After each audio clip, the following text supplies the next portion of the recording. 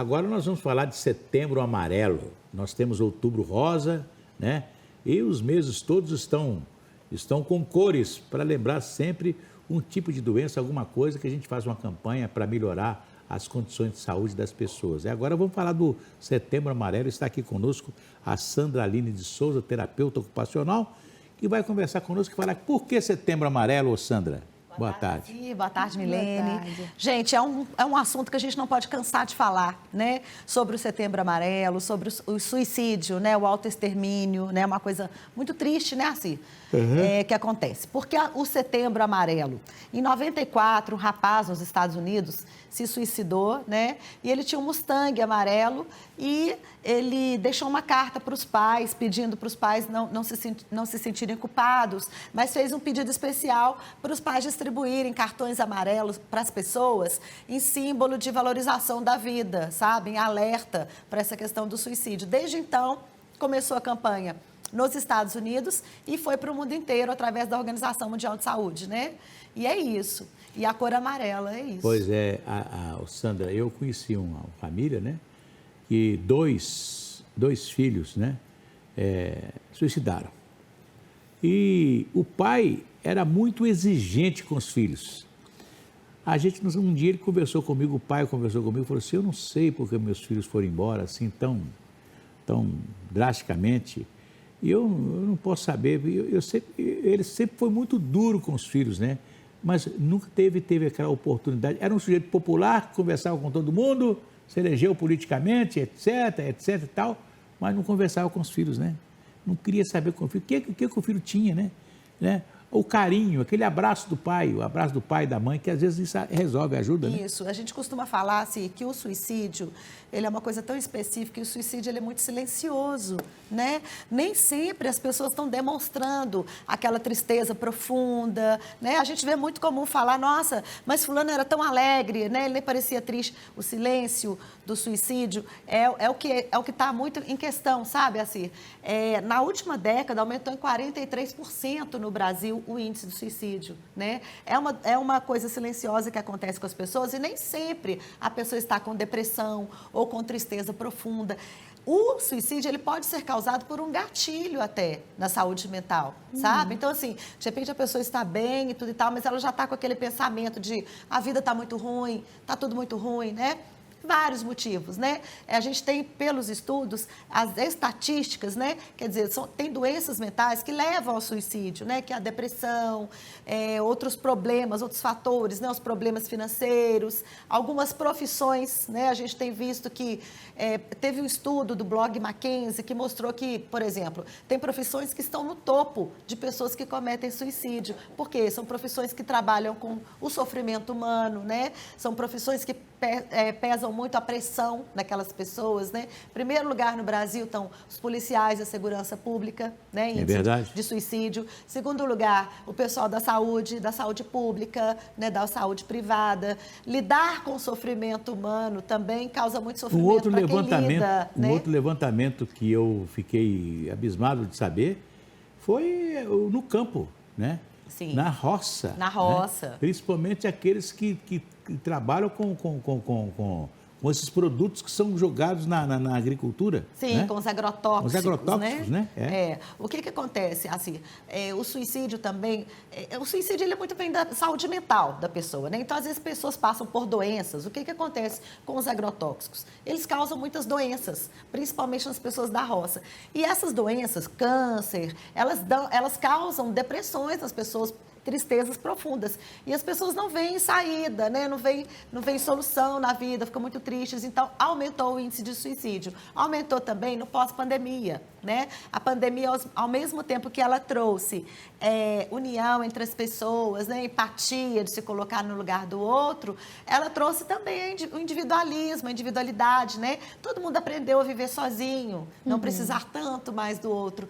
Então, isso trouxe muita solidão, né? Pessoas que não conseguem elaborar esses sentimentos de rejeição, de solidão, ou de estar passando por uma crise financeira, que não consegue. Então, isso leva ao suicídio. O importante é a gente estar atento às pessoas que estão do nosso lado, né? Esse caso aí do pai com o filho, estar atento às pequenas falas, às pequenas demonstrações de insatisfação com a vida e estar sempre se colocando no lugar do outro, abordando. O que está acontecendo? Posso te ajudar, né, e tudo. Porque o suicídio, ele é silencioso. E quando a gente assusta, a pessoa já cometeu. Isso causa uma questão de frustração muito grande em quem está perto, né? Porque eu não consegui ajudar, né? Eu não pude fazer nada. Mas realmente, e a gente tem que falar, é um assunto que tem que ser debatido sempre, sabe, Milene? Porque pessoas vêm aqui e falam sobre isso, sim, é o mês do Setembro Amarelo, mas é sempre, porque tá tendo um índice muito grande, né? Mundial, não é só no Brasil, mundial, né? A questão da internet também aí entra, né? Porque a internet, ela tem um lado bom, ela tem um lado maravilhoso, mas ela trouxe aquele lado da competitividade, da autoestima baixa das pessoas, de se olharem. Todo mundo na internet tem a vida linda, todo mundo é lindo, todo mundo é bonito. Então tem aquela coisa de se comparar. As pessoas que não dão conta dessa questão da autoestima, elas se comparam e acabam ficando muito tristes, né? Querem ser iguais. Gente, vida de internet é virtual, né? As pessoas têm que entender isso, né? Mesmo. E existe uma vida real fora da internet, que a gente tem que viver, que a gente tem que conversar com as pessoas, ter relações sociais, isso é muito importante, ter amigos, ter com quem contar e buscar ajuda, né, Azir?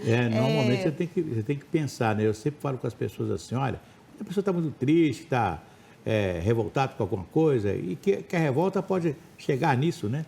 Eu sempre falo, você já pensou se você não enxergasse? Isso. Não é verdade? E aqueles que não enxergam, que estão aí vivendo alegres, felizes, né? E aqueles que estão com um problema na perna, no braço, né? Perdeu um braço, perdeu uma perna, está na cadeira de rodas.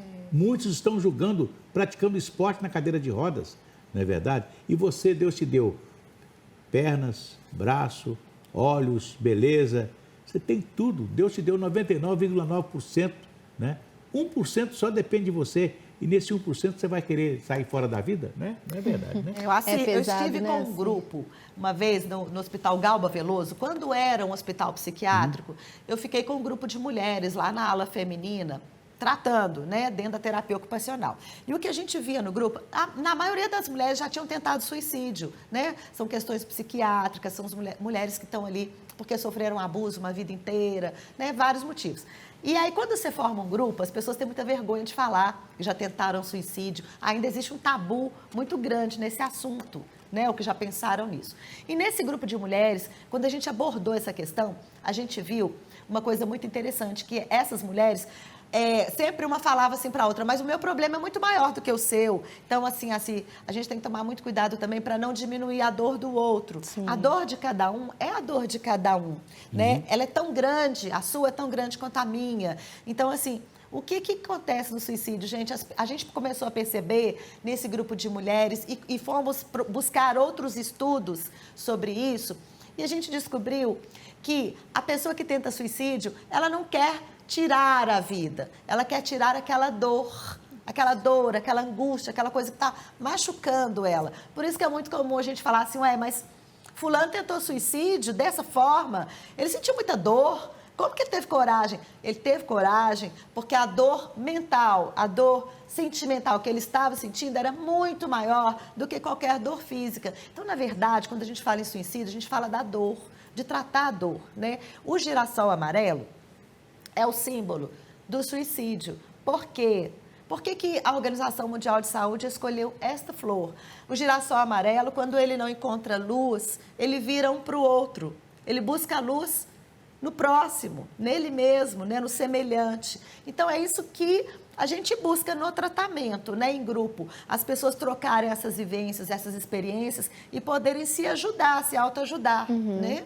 E como que a terapia ocupacional ajuda nisso tudo para as pessoas saberem a hora de procurar um profissional da terapia? Um profissional, né, Milene? O que acontece? O terapeuta ocupacional, a nossa abordagem é a prevenção, né, e a reinserção, né, a produtividade. A gente acredita que o ser humano, enquanto ele está produtivo e com uma autonomia, ele consegue se valorizar, achar motivos na vida para viver, né? Então, quando a gente trabalha com prevenção, é porque a gente já tem grupos de pessoas que já tentaram suicídio. Então, o que a gente pode fazer para melhorar a qualidade de vida daquelas pessoas, para que isso não aconteça de novo, né? Buscar ajuda de um psiquiatra, não só do terapeuta ocupacional, de um psicólogo. Tem pessoas que precisam de medicamento para diminuir a ansiedade, para diminuir essa tristeza. E isso não é vergonhoso. O psiquiatra, ele não cuida só do doido. O terapeuta ocupacional não é doido. Gente, nós temos dificuldades mentais de lidar com os nossos sentimentos, com o nosso dia a dia.